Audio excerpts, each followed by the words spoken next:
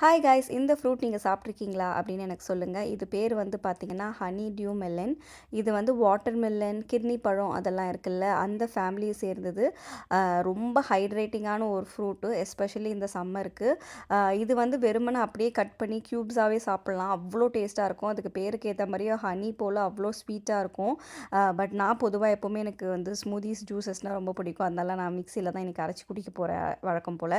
So ஸ்பூனில் வந்து சீட்ஸை எப்படி ஸ்கூப் பண்ணிட்டேன்னா அவ்வளோதான், ரொம்ப சிம்பிளாகவே ரெடி ஆகிடும். இது வந்து ரொம்ப ஹெல்தியான ஃப்ரூட்டு, வாட்டர் கண்டென்ட் அதிகமாக வந்து இருக்கிற ஃப்ரூட்டு. ஸோ எஸ்பெஷலி இந்த சம்மர் டைமில் இன்கேஸ் நீங்கள் வெயிட் லாஸில் இருக்கிறீங்க அப்படின்னா பயங்கரமாக உங்களை ஃபில்லிங்காக வச்சுருக்கோம். வாட்டர் மெலன் ஜூஸ், கிட்னி பழம் ஜூஸ் எப்படி குடிக்கிறோமோ இதில் சக்கரை போட வேண்டாம், தண்ணி ஊற்ற வேண்டாம். பட் ஆனால் இதோட ஸ்வீட்னஸும் இதோட கன்சிஸ்டன்சியும் உங்களுக்கு ஜூஸ் பதத்துக்கு அவ்வளோ பர்ஃபெக்டாக வரும். கண்டிப்பாக ட்ரை பண்ணி பாருங்கள், உங்கள் இடத்துல கிடச்சா. வேறு வீடியோவில் பார்ப்போம். பாய்.